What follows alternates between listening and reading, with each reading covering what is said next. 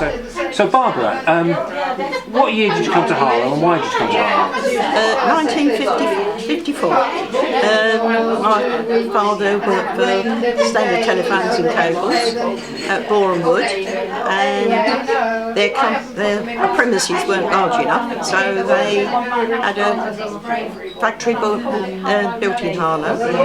So we came down and had a house.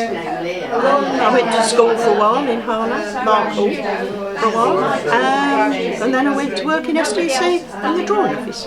So just to get our geography right, Standard Telephone and Cables, where was that building? In Edinburgh Way. That's where the Comet and all that was down those. Yeah, we had to keep things up for people looking in. Yeah. And where did you move to? Which street? Churchfield, where I still live. Yeah. My dad lived in the same house from 1954 till he died 8 years ago. Yeah. And those early days, what memories have you have of Churchfield in those early days? Very much as a community.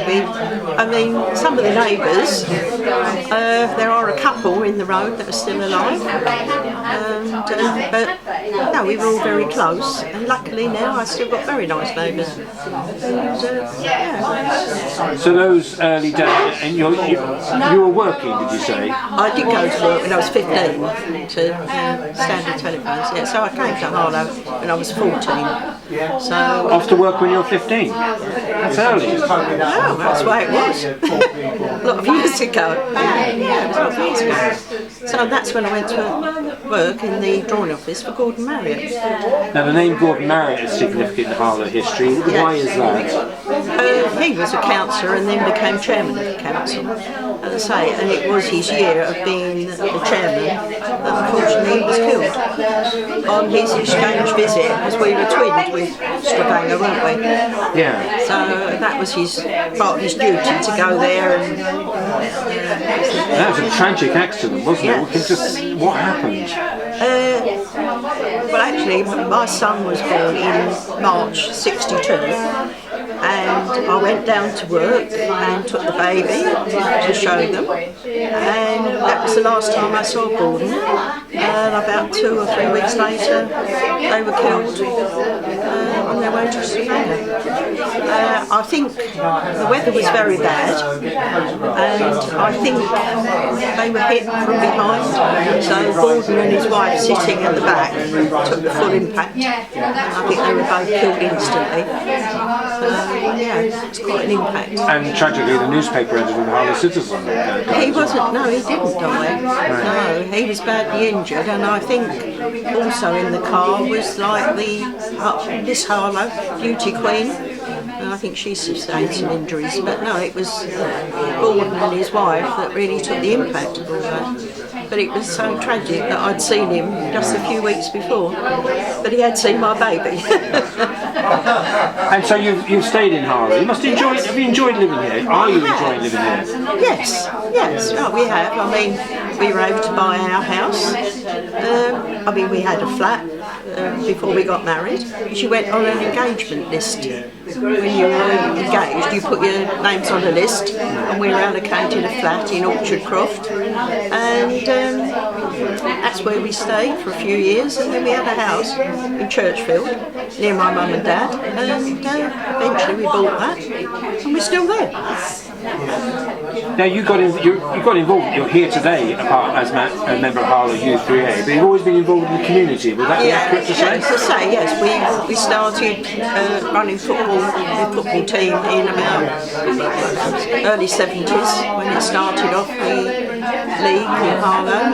How did that come about, being involved in the football team? I think my son, with a few friends, were up on the Stowe football field and sort of came back and they said to Terry, can't you start a football team, Dad? And we started like that, and we got very much involved with the leisure department of the council over the years. We've done quite a lot. So we ran those for a few years. Did you run a particular team, or did you end up running the league? No, just Wanderers we ran. But my husband became match secretary, and so we got involved with that for quite a few years. I used to help out catering at the five-a-side footballs and the tuck shop, and Harlow had an athlon. Remember that? The Harlow athlon. Yeah. Got involved with that.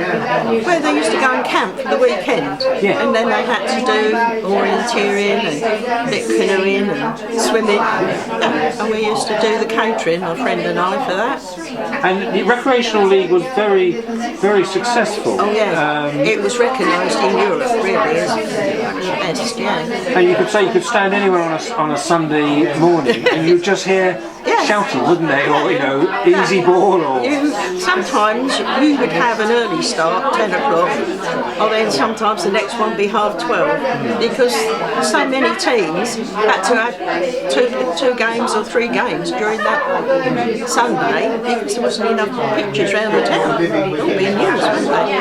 And I guess we said this earlier, now you see little areas where there used to be football pitches, and that's a little bit sad, isn't it? Yeah, it's none at the start. On that stone playing field, there's none there. And you had 2 on there, mainly for older teams. And it produced some good footballers.